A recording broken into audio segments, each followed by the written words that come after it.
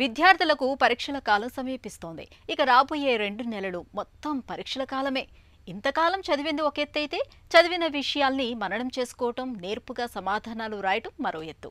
Exams season మొదలవుతున్న నేపథ్యంలో విద్యార్థులు పరీక్షలకు ఎలా సన్నద్ధం కావాలో, ఇందుకు మానసిక వైద్య నిపుణులు చెబుతున్న చిట్కాలేమిటో ఇప్పుడు తెలుసుకుందాం.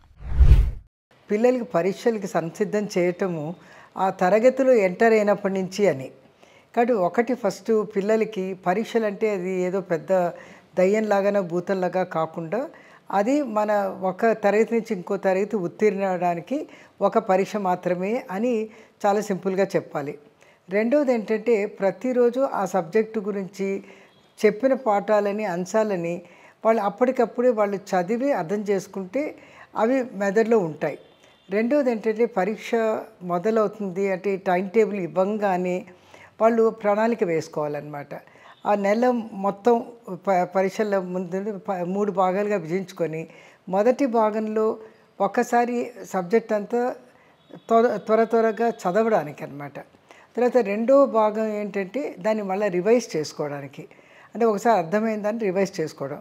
మూడోది అంటే రికాల్ చేసి ప్రశ్నలకి ఆన్సర్లు ఏ విధంగా రాయాలి అన్నది వాళ్ళు మెదడులో వాళ్ళు పరిశీలించుకోవాలి.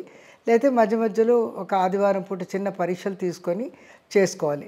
అలా చేసినట్టయితే వాళ్ళకి ఆందోళన అనేది తగ్గుతుంది. ఇది ఒక విధంగా డీసెన్సిటైజేషన్ అంటాం. అంటే ప్రిపేర్డ్నెస్, సంసిద్ధం అవటం ఒకటి, ఆ తర్వాత ప్రాక్టీస్ చేయటం ఒకటి, ఆ మనన ద్వారా వాళ్ళకేంటి ఒక విధమైన కాన్ఫిడెన్స్ వస్తుంది. సో ఆ విధంగా పిల్లలు తమని తాము రెడీ చేసుకోవాల్సి ఉంటుంది.